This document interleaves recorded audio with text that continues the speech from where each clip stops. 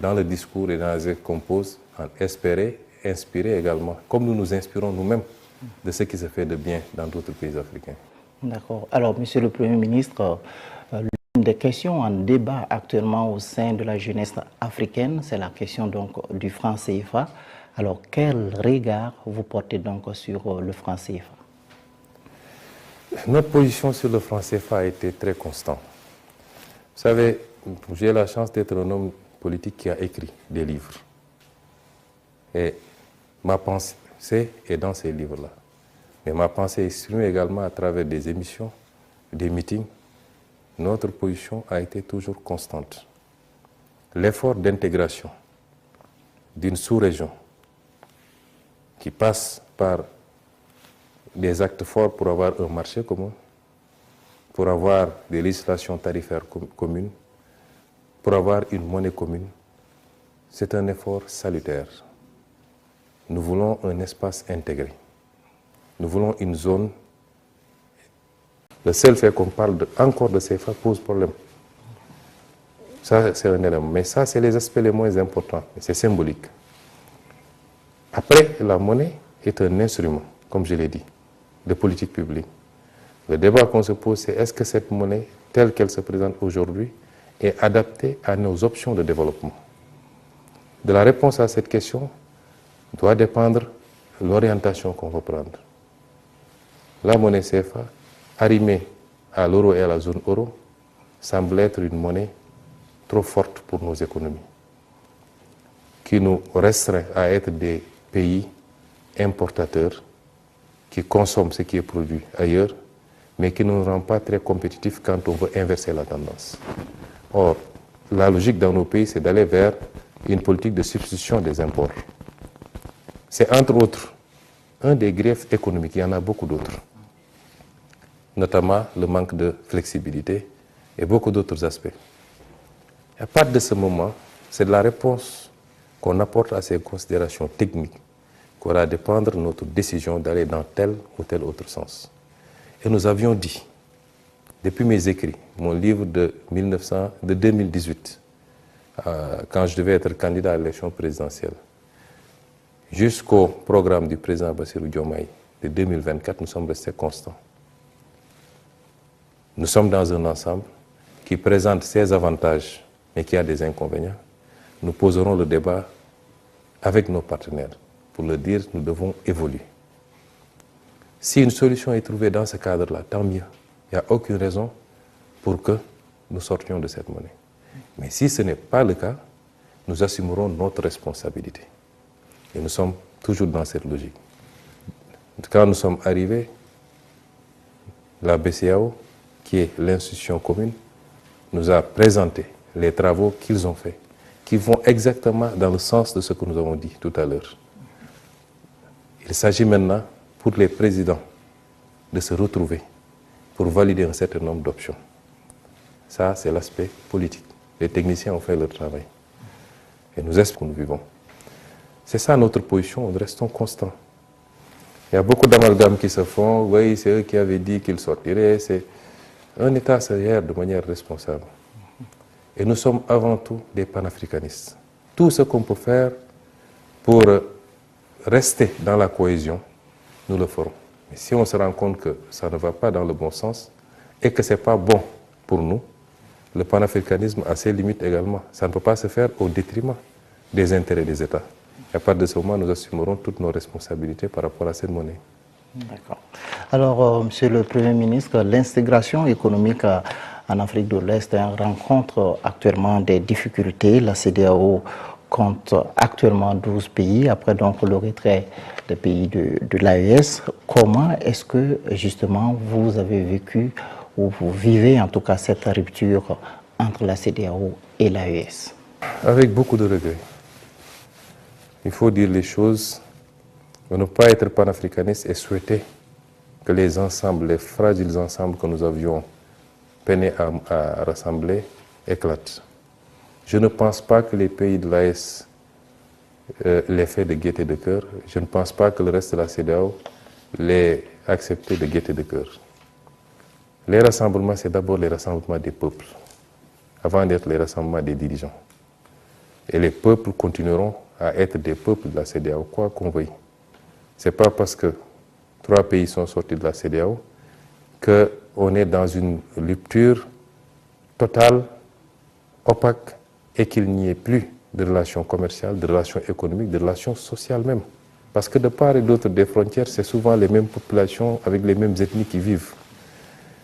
Et notre zone est condamnée à vivre ensemble. Nous sommes liés par l'histoire, par la géographie. Nous n'avons pas de choix.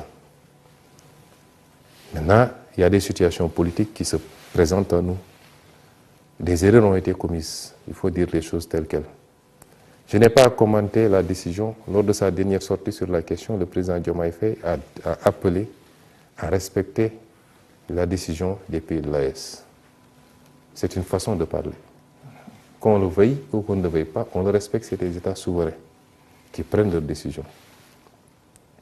Des erreurs ont été commises à la base, je pense que principalement des erreurs de la CEDEAO dans la gestion d'un certain nombre de situations.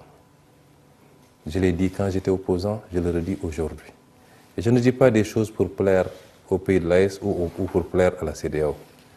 Je ne suis pas dans ces considérations-là. Malheureusement, nous sommes dans un manichéisme qui fait que de plus en plus le discours c'est « il est avec moi ou il est contre moi ». Vous pouvez être convergent sur 80%, 90%, il suffit que sur une question, il y ait des avis divergents et vous devenez, des avis divergents du moins, et vous devenez l'ennemi. Ce n'est pas ça. Nous devons aujourd'hui nous élever à la hauteur de nos responsabilités, tous tant que nous sommes. Je ne cherche pas à plaire aux uns et aux autres. Je reste fidèle à mes idées. Je dis qu'à la base, il y a eu des problèmes. Quand il y a eu la prise de pouvoir au Mali, j'ai été le premier à faire un message de soutien absolu. Ce fut le cas ici, au Burkina Faso. Quand il y a eu la prise de pouvoir au Niger, j'étais en détention. Mais j'ai réussi à faire passer un texte sur ma page Facebook, non seulement pour apporter mon soutien, mais pour m'inscrire en faux par rapport aux menaces de la CEDEAO de l'époque d'intervenir militairement. C'est des choses qu'on ne peut pas comprendre. L'embargo qui a été fait contre le Mali, c'est inacceptable. Et un pays comme le Sénégal n'aurait jamais dû, en tout cas si nous étions au pouvoir, nous n'aurions jamais accepté cela. On ne règle pas ces problèmes-là de cette manière. On ne peut pas choisir d'aller intervenir militairement dans un pays alors qu'on ne l'a pas suffisamment aidé à faire face à ces problèmes d'insécurité. Et une organisation doit se doter de règles qu'elle peut faire respecter pour tout le monde. Est-ce que si aujourd'hui la même situation se posait au Nigeria, la CEDEAO allait menacer d'aller intervenir militairement? Pourtant, tous les pays membres de la CEDEAO sont des pays d'égale dignité.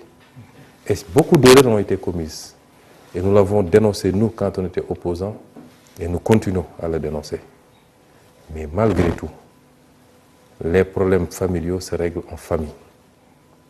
Des gens ont eu des problèmes beaucoup plus profonds.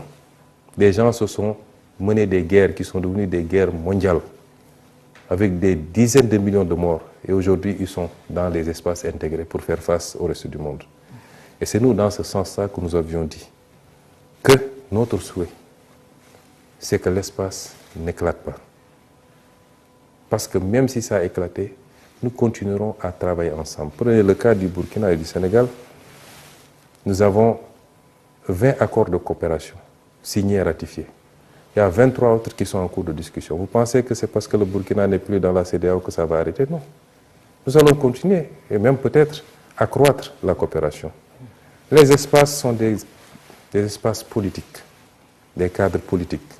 Mais ce qui va se passer entre les États et les peuples va continuer. Et nous espérons, en respectant les choix des uns et des autres, et j'espère que la CEDEAO va en tirer toutes les conséquences pour que, dans le traitement à la base, je disais tout le temps, on ne peut pas ignorer les causes réelles d'une maladie pour vouloir se pencher sur les symptômes. S'il y a coup d'État, qu'est-ce qui a amené les coups d'État? Et pourquoi, quand les gens font des tripotages constitutionnels, la CEDEAO ne parle pas? Quand des gens briment des opposants, la CEDEAO ne parle pas? Jusqu'à ce que certaines situations arrivent, on sort des communiqués, on fait des embargos et on menace d'intervenir militairement. C'est ces erreurs qui nous ont conduit à ça. Et j'espère que la CEDEAO en tirera toutes les leçons et surtout aura l'ouverture qu'il faut pour traiter tous les États de manière égale. Il n'y a pas ici de grands ou de petits États, etc. Et peut-être sous ce chapitre, et je ne désespère pas, tôt ou tard, que les retrouvailles se fassent, parce que nous avons un destin commun. Justement, le président Diomaye Faye et son homologue du Togo ont été désignés par la CEDEAO pour mener donc une médiation. Est-ce que vous pensez que les positions sont encore conciliables? Les positions sont toujours conciliables. L'histoire est faite de séparation et de retrouvailles.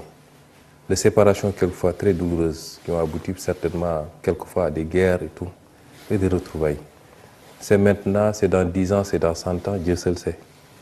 Mais d'abord sur la médiation, je pense que le président Faye a fait ce qu'il a fait de bonne volonté.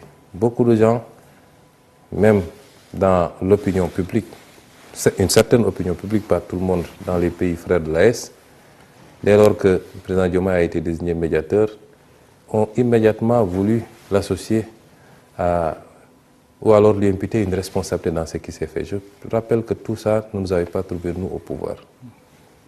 Peut-être que ceux qui l'ont désigné médiateur ont considéré qu'ils étaient suffisamment déjà contestés ou indexés pour pouvoir eux-mêmes être les solutions. Et c'est pourquoi ils ont considéré que le Sénégal, qui venait d'accéder au pouvoir avec une certaine vigilité, pouvait peut-être réussir là où ils ont réussi. Mais, nous édifiera sur ce qui sera fait, mais même si c'est maintenu. Je dis que c'est, à la limite, ce n'est pas le plus important. Je vous donne un exemple. Si les pays de l'AES sortent de la CEDEAO, théoriquement, qu'est-ce qui manque? Ils ne sont plus dans le marché commun et ils ne partagent plus un certain nombre d'avantages communs en termes de facilité de circulation, en termes de documents de voyage, etc., etc. Mais fondamentalement, la ZLECAf, que nous avons tous ratifiée, offre exactement les mêmes avantages dans l'espace africain, beaucoup plus large. Et ce qui est indexé ici, dans le cadre de la CEDEAO, c'est particulièrement la dimension politique de la CEDEAO. La dimension politique. Avant qu'on arrive à la CEDEAO, la première formulation n'avait pas ces aspects politiques-là, où l'ensemble des pays pouvait s'intéresser sur ce qui se passait politiquement dans un autre pays et y intervenir. Ça, c'était l'aspect marché, l'aspect économique qui était privilégié. Ce qui est contesté aujourd'hui par les pays de l'AES, c'est qu'on ait pu, à un moment donné, mettre en branle la dimension politique de la CEDEAO au point de vouloir mettre des sanctions contre ces pays-là.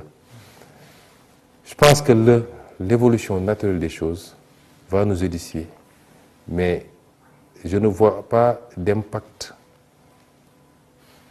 important possible dans cette séparation sur le plan de la coopération entre les pays et dans la zone globalement. D'accord. Alors, Monsieur le Premier ministre, l'un des arguments qui a été avancé par les pays de l'AES pour sortir de la CEDEAO, c'est, si on peut le dire, la non-assistance face à la crise sécuritaire.